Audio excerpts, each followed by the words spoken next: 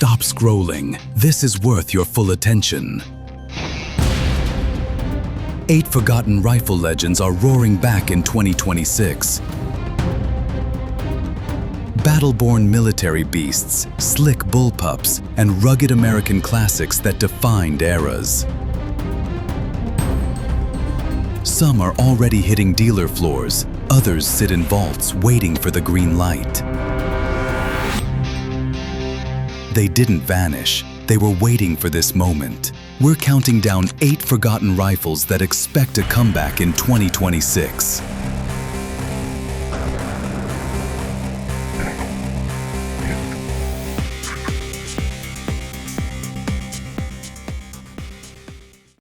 Number 8. HK SL8. Here's the secret behind this rifle. It's basically a civilian G36. Same bone structure, different skin. For years it floated in obscurity, a neutered version of one of NATO's most trusted platforms. Then, something shifted. 2024 rolled around, and HK reintroduced it at a competitive price point. Not inflated collector pricing, real market rates. And guess what? People noticed. The SL8 features a cold hammer-forged barrel, 20.8 inches long, chambered in 2.3 Remington. It weighs just under 9 pounds unloaded. Length, 38.58 inches overall. The gas system, short-stroke piston. That means cleaner operation, less carbon buildup in the action. It's not direct impingement, it's German precision engineering. The G36 has been deployed by over 40 countries. Special forces, infantry units, border patrol. The SL8 inherits that DNA. It's not some knockoff. It's the same receiver blueprint, adapted for civilian compliance. No full auto capability, but the accuracy and reliability identical. In 2026, expect expanded production, new variants. HK is responding to demand, and demand is surging. The bullpup market is heating up, and the SL8 offers something rare: pedigree. It's not experimental, it's battle-proven tech in a legal package. Can you master its thumbhole stock? The ergonomics split opinion. Some love the balance, others find it awkward. Training time required? Moderate. But once you dial it in, groups tighten fast, and that's the payoff. Number 7. M1 Garand expanded CMP production. Most people get this wrong. They think the Garand is available. Technically, yes, through the Civilian Marksmanship Program. Realistically, you're on a waiting list that stretches months, sometimes over a year. Demand crushes supply. Always has. But here's what's changing in 2026. New production runs, remanufactured variants, fresh barrels, updated receivers, modern quality control married to vintage design. The CMP is exploring expanded capacity. Why? Because this rifle shaped history. Patton called it the greatest battle implement ever devised. D-Day, Iwo Jima, Korea. It fed 8 rounds of 30-06 Springfield through an en-bloc clip faster than bolt actions ever dreamed. At a 24 inches barrel, overall length is 43.5 inches and weight around 9.5 pounds. Muzzle velocity with M2 ball ammo, roughly 2,800 feet per second. Effective range, 500 yards iron sights. In trained hands, even further. The Garand's gas-operated semi-automatic action was revolutionary in 1936. It still impresses today. Collectors want originality, shooters want function. Remanufactured models bridge that gap. You get the heritage without the wear, the nostalgia without the headaches. 2026 could be the year supply finally meets demand. If you've waited, keep watching. The Garand's coming back, not as a museum piece, but as a shooter.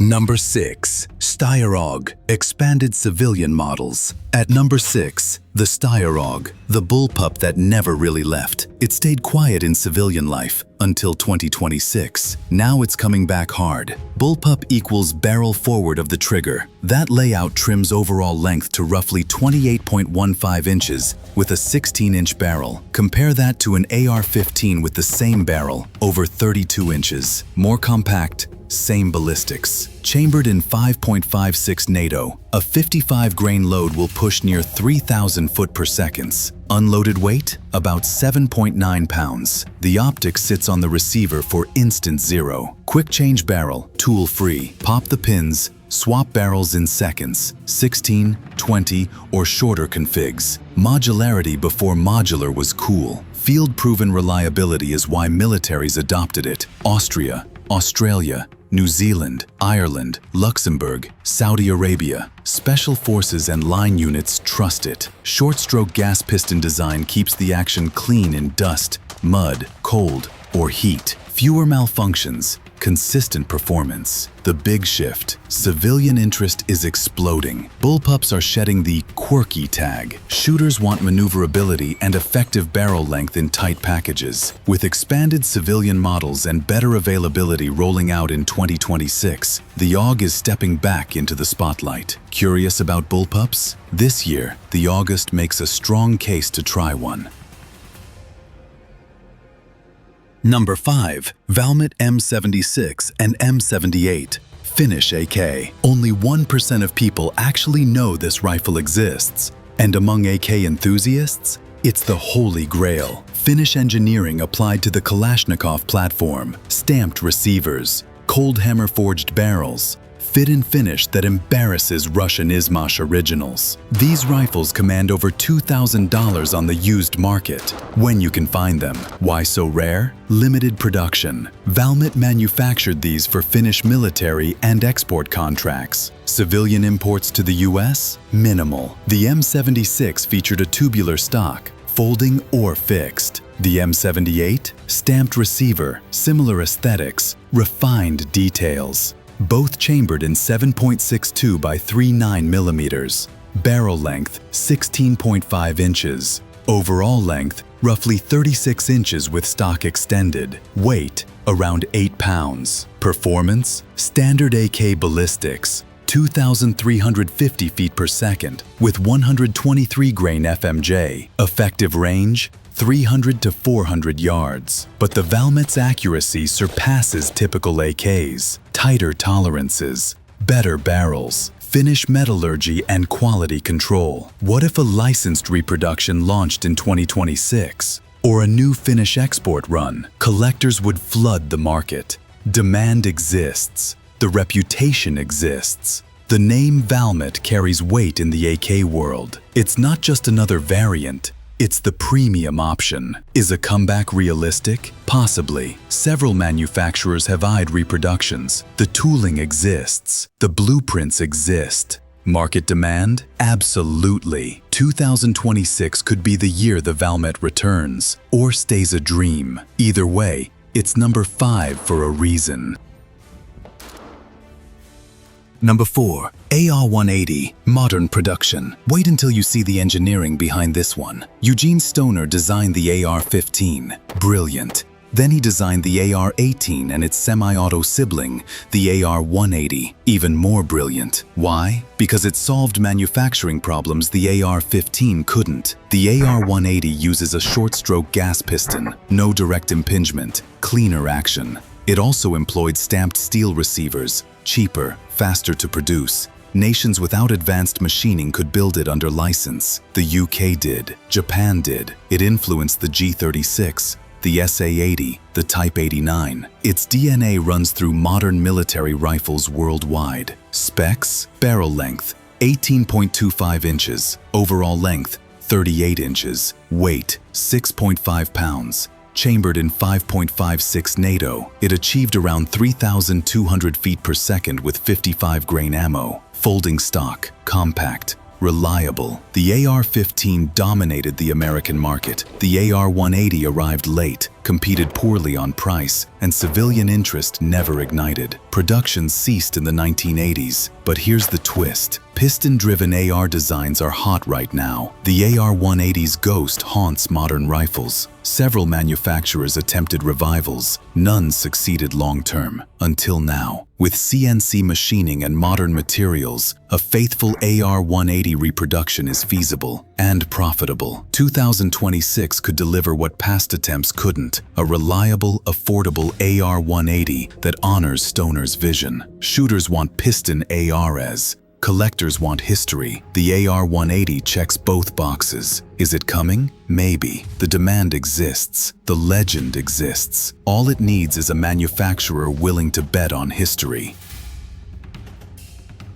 Number 3. Marlin 336 Classic. Enhanced production. This is insane, but it's 100% real. The Marlin 336, an American lever-action legend chambered in .30-30 Winchester, nearly disappeared. Production stumbled. Quality control issues plagued late-era Marlins. Fans mourned. Then Ruger bought the brand, and in 2023, they relaunched it. New machinery, new standards. The 336 came roaring back. Specs: barrel length, 20 inches. Overall length is 38.5 inches. Weight at around 7 pounds. Tubular magazine capacity, 6 rounds. Chambered in .30-30 Winchester, it pushes 150 grain bullets around 2,400 feet per second. Effective range, 200 yards, comfortable. Further with skill. The lever-action renaissance is real. Modern hunters rediscovered what their grandfathers knew. Lever guns are fast, reliable, brush-friendly,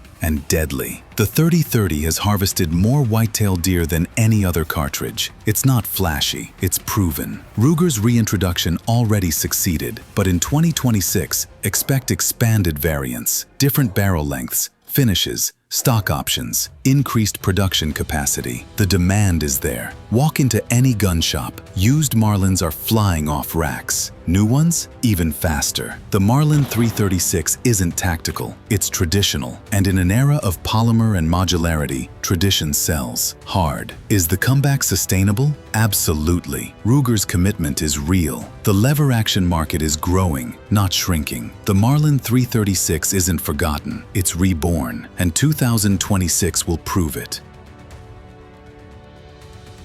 Number 2. Savage Model 99. Here's what nobody tells you. This rifle, discontinued in 1998, remains one of the most requested comebacks in the firearms community. Why? Because it broke every rule about what a lever action could be. Traditional lever guns used tubular magazines. Pointed bullets risked chain-fire detonations. Savage said, "Not good enough." They engineered a rotary magazine, 5 rounds, flush-mounted, safe with Spitzer bullets. That unlocked modern cartridges, 250 Savage, 300 Savage, 308 Winchester. Suddenly, lever actions competed with bolt rifles in range and accuracy. Specs: barrel length varied by model, 20 to 24 inches typical. Weight: around 7.5 pounds. Overall length: roughly 39 inches. Chambered in .308 Winchester, the Model 99 delivered 2,600 feet per second with 150 grain loads. Effective range: 300 yards easily. But here's the kicker. Modern CNC machining makes production feasible again. The old tooling challenges? Solved. The cost barriers? Lower. Savage could capitalize on the lever-action revival with a rifle that offers historical pedigree and modern performance. Collectors remember the Model 99. Hunters respect it. But new shooters? They've never touched one. A reintroduction would introduce a legend to a fresh generation. And the market is hungry. Proven by used Model 99s selling for premium prices. Is a comeback likely? Savage hasn't announced plans, but demand speaks volumes. Industry insiders whisper the Model 99's time may be coming again.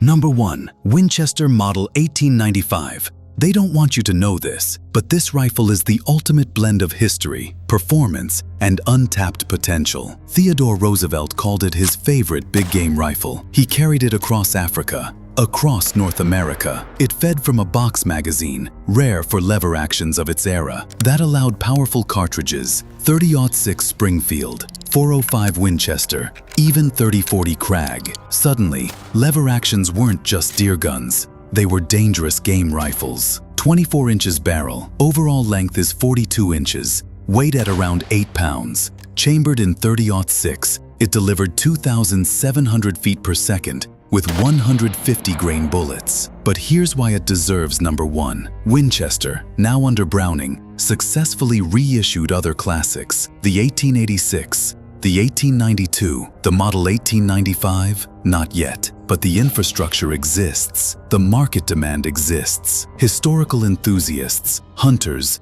collectors, all want it. Imagine a modern model 1895 in 30-06. Updated metallurgy, improved sights, traditional aesthetics. It would sell hard. The lever-action revival proves nostalgia and performance can coexist. The model 1895 offers both in spades. What's the holdup? Unknown. But whispers in the industry suggest Winchester is watching the market. If demand stays strong, a reintroduction isn't impossible. And in 2026, with the lever-action renaissance peaking, timing couldn't be better. The Model 1895 isn't just a rifle, it's a piece of American history. Teddy Roosevelt's rifle, a hunter's tool, a collector's dream. That's why it's number one. 8 rifles, 8 stories. Some are already returning, others are waiting. But all of them share one thing: they never deserve to be forgotten. Which one surprised you most? Drop a comment. Tell me which rifle you'd buy first if it hit shelves in 2026. And here's the real takeaway. History doesn't stay buried. Not when demand is real. Not when shooters remember. These rifles shaped generations. Now they're staging comebacks. Don't miss it. Stay sharp, stay informed, and keep watching.